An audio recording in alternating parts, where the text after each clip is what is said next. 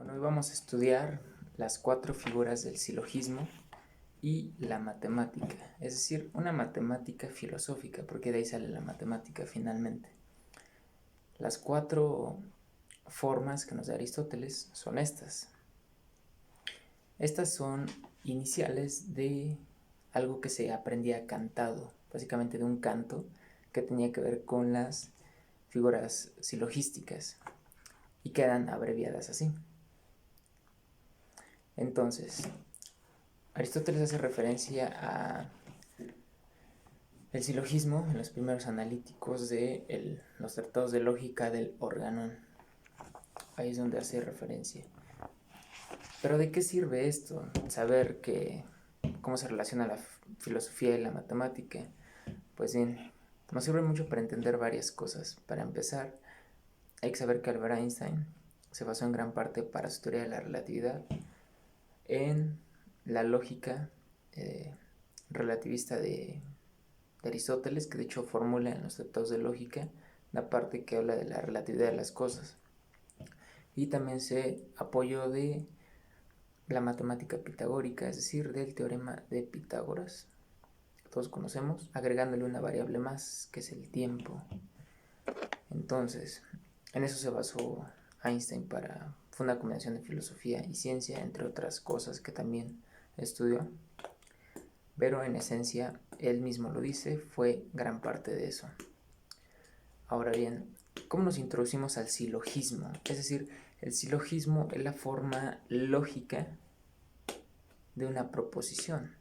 Una proposición lógica sería la definición de un silogismo. Una proposición lógica que tiene dos valores de verdad, o verdadero o falso. Es decir, puede ser cierto que es falso, puede ser cierto que es verdadero, puede ser falso que es falso, puede ser falso que es verdadero. A eso se refiere con dos valores de verdad. Es decir, que algo nos arroje falso no va a significar en esencia que sea falso. Puede ser es falso que es falso, por lo tanto es verdadero y aplica la doble negación. Pero bueno, introduciéndonos un poco para ponernos en contexto. Supongamos que tenemos una premisa que es todos los humanos son mortales. Entonces, todos los humanos son mortales. Esa es nuestra primera proposición. Nuestra segunda proposición sería todos los científicos son humanos. Entonces tenemos todos los humanos son mortales y todos los científicos son humanos. Entonces, como los científicos pertenecen a los humanos, también son mortales. Nuestra conclusión luego sería todos los científicos son mortales. Y así es como estructuramos de una forma básica e introductiva el silogismo. Ahora, esto tiene la razón de ser en todo M es P, todo S es M y todo S es P. Eso es básicamente lo que dijimos. Ahora vamos a acomodar S, científicos, que es un término menor, y el sujeto de la conclusión. P, mortales, término mayor y el predicado de la conclusión. Humanos, el término medio. Es decir, que tendríamos esto. Una gráfica parecida a este tipo.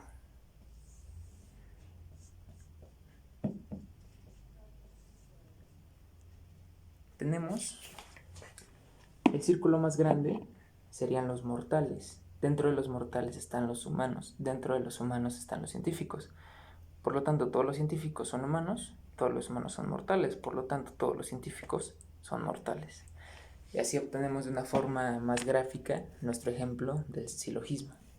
Ahora nos vamos a preguntar, ¿pero qué relación tienen las matemáticas con la filosofía de Aristóteles? Bueno, pues vamos a relacionarlo. Y nos arroja esto, una tabla de verdad. Una tabla de verdad está compuesta por proposiciones. Esta es la tabla de verdad para la negación.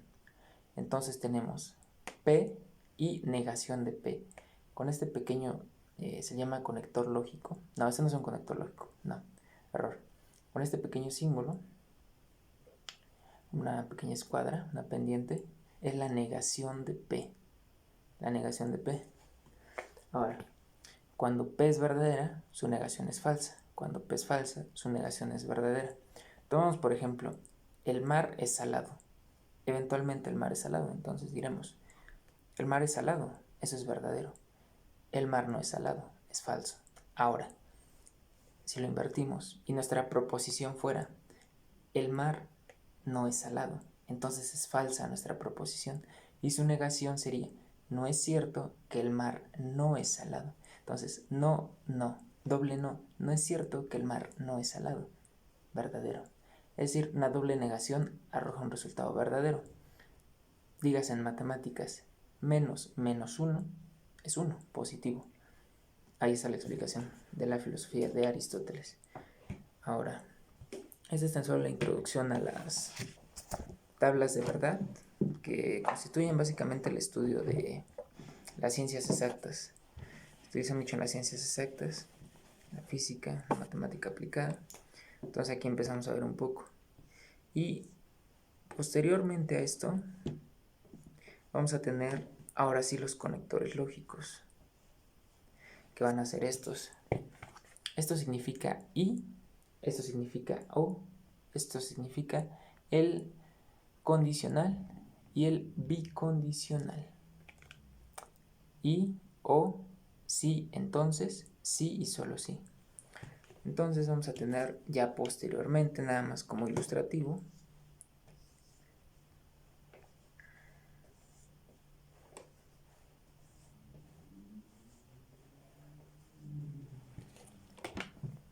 P y Q, P o Q, sí P, entonces Q, P sí y solo sí, Q.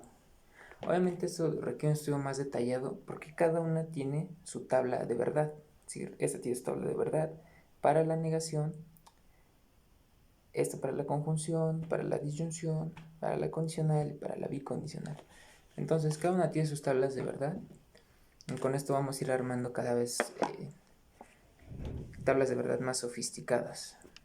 Esto eventualmente, ahorita lo pusimos con palabras, es decir, con argumentos, pero nuestro argumento lo podemos cambiar por una ecuación. Entonces, en lugar de argumentos, nuestro término mayor y nuestra conclusión, nuestro término medio, van a ser ecuaciones. Entonces, ya vamos a usar reglas, vamos a usar axiomas y vamos a usar igualmente los conectores lógicos para determinar ecuaciones con reglas, con leyes. Entonces, esa es la introducción, el fundamento de la filosofía matemática que se utiliza en las ciencias exactas.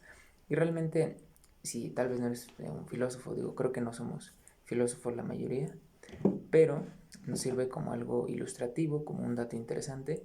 Y también si queremos tal vez estudiar un poco de, por ejemplo, la teoría de la relatividad o introducirnos un poco a la ciencia, pues, y no nos dedicamos totalmente a eso, nos puede ayudar a comprender cuando mejor Einstein explica un poco de sus ecuaciones, o Maxwell, o Newton, nos puede introducir un poco a poder comprender, tener esa visión matemática y científica y filosófica que ellos tenían y poder, por lo tanto, comprender lo que decían, ya sea que no lo estudiemos del todo.